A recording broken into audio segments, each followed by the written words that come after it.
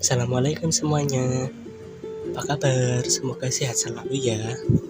Di sini saya akan menyampaikan materi tentang ketentuan umum dan perpajakan. Sebelumnya, perkenalkan nama saya Prastiwa Bagus Himawan, kelas 10 BDP 2 absen 17. Oke, tidak perlu lama-lama, langsung saja kita simak pembahasan berikut ini. Pertama, yaitu pengertian ketentuan umum dan perpajakan. Menurut Kamus Besar Bahasa Indonesia atau KBBI, pajak adalah pungutan wajib, biasanya berupa uang yang harus dibayar oleh penduduk sebagai sumbangan wajib kepada negara atau pemerintah sehubungan dengan pendapatan, pemilikan, harga beli barang, dan sebagainya. Yang kedua yaitu fungsi pajak. Fungsi pajak dibagi menjadi dua, yaitu fungsi penerimaan dan fungsi pengatur. Fungsi budgeter atau fungsi penerimaan. Pajak sebagai sumber daya bagi pemerintah untuk membiayai pengeluaran negara, yaitu pengeluaran rutin dan pembangunan. Fungsi reguler atau fungsi pengatur. Pajak sebagai alat untuk mengatur untuk melaksanakan kebijaksanaan pemerintah dalam bidang sosial dan ekonomi. Ketiga, pengelompokan pajak.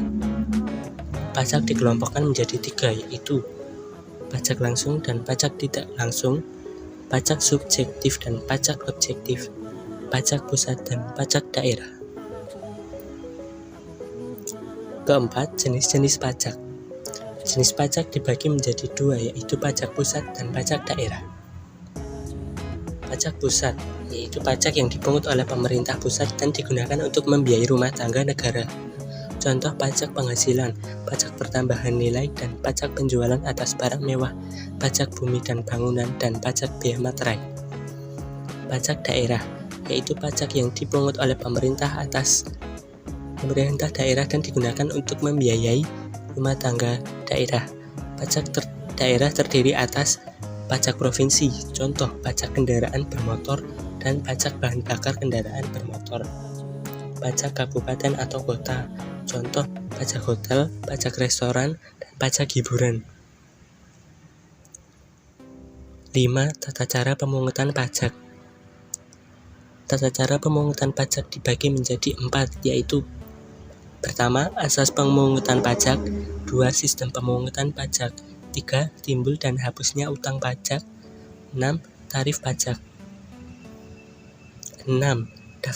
Dasar hukum penghitungan pajak penghasilan atau PPh pasal 21.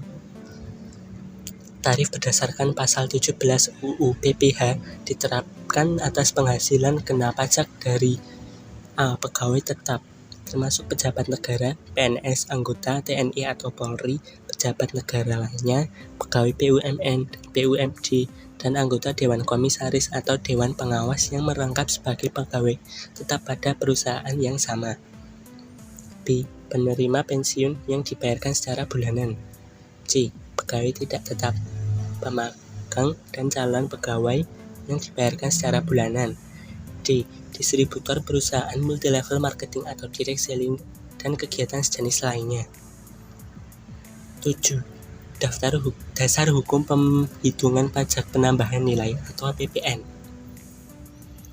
Terdapat 4 peraturan perpajakan yang menjadi dasar hukum dalam pelaksanaan pemungutan PPN, yaitu pertama, UU Nomor 8 Tahun 1983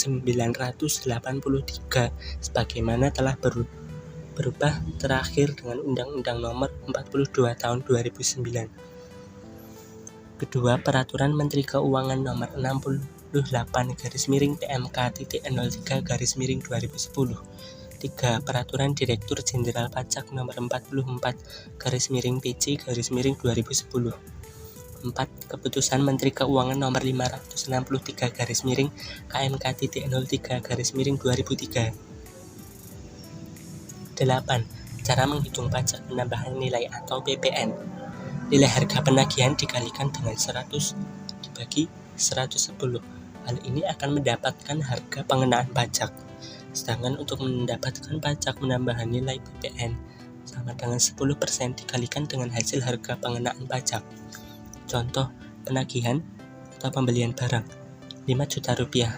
Harga pengenaan pajak sama dengan 100 dibagi 110 dibagi 5 juta rupiah, sama dengan 4.545.455 rupiah. Pajak penambahan nilai atau PPN sama dengan 10% dikali 4.545.455 rupiah, sama dengan 454.545 rupiah. 9. Dasar hukum pengenaan bea materai atau PPNBM.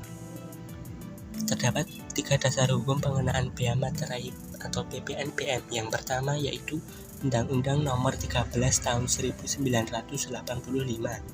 Yang kedua, Peraturan Menteri Keuangan Nomor 55/MK.03/2009. 3. Keputusan Direktur Jenderal Pajak Nomor KEP-02/PJ/2003. 10. Cara menghitung pengenaan bea materai.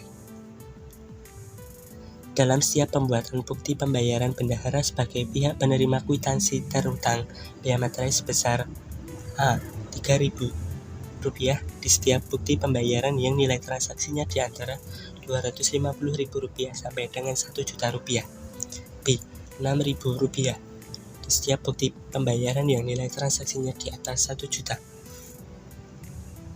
Nah, itu tadi pembahasan singkat tentang materi ketentuan umum dan perpajakan. Sekian dari saya, bila ada kurangnya mohon maaf. Wassalamualaikum warahmatullahi wabarakatuh.